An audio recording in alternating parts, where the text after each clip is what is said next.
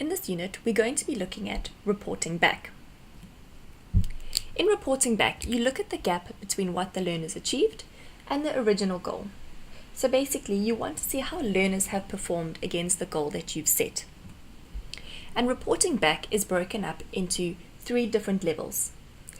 Firstly, there's reporting back to yourself. Then you need to report back to the system, and these are the people that you did all the planning with. And then lastly, you do reporting back to the parents, where you let them know how their learner is progressing and performing in the classroom.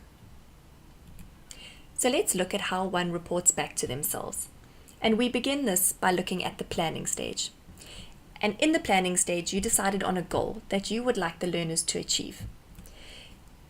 The grey dot is where the learners started off. And then you planned different opportunities for the learners to learn, to develop, and to demonstrate the skill to achieve it. In the reporting back stage, this is where you look at the goal again. What is the original goal you set for the learners? Then you look at where they started, and now you look at where the class achieved. So what sort of information do you get back from reporting back? And here we again we look at the class, and we get 3 sets of information.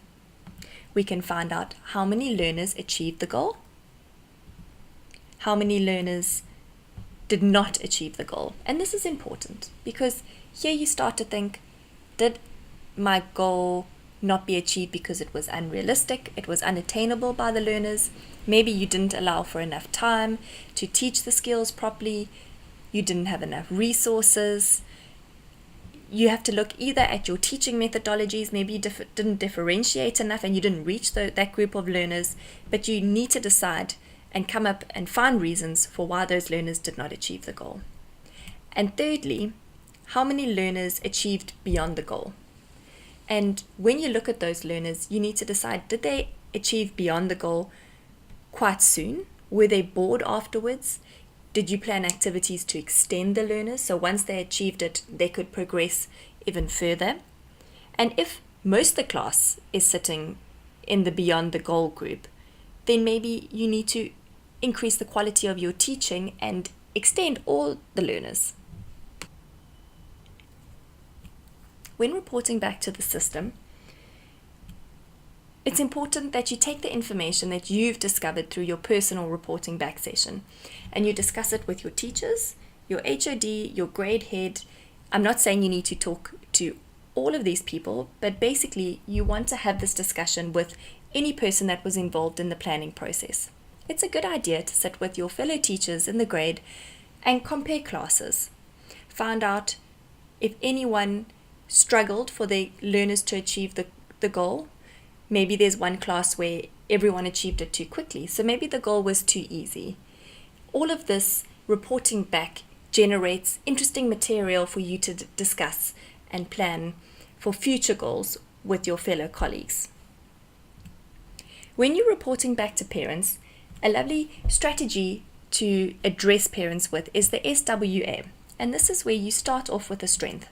You comment on how the learner has progressed. So you want to identify something that they have excelled at, that they enjoy doing or they're good at. So you initiate the conversation on a positive note.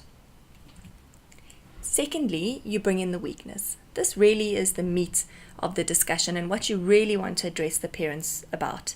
And here you comment on what the learner has not achieved, what they are weaker in or they do not understand. But lastly, you don't want to leave the parents on this negative note, and you must plan an action. You need to comment on what the learner needs to do in order to improve their performance. So it could be something that the learner does at home with the parents. It could be a strategy that you're going to put in place in the classroom to support the learner. It doesn't matter what it is, but it's leaving the parents with the feeling that something's going to be done to help their child improve. The SWA method is an effective strategy for addressing weak areas with parents about their children without it becoming confrontational.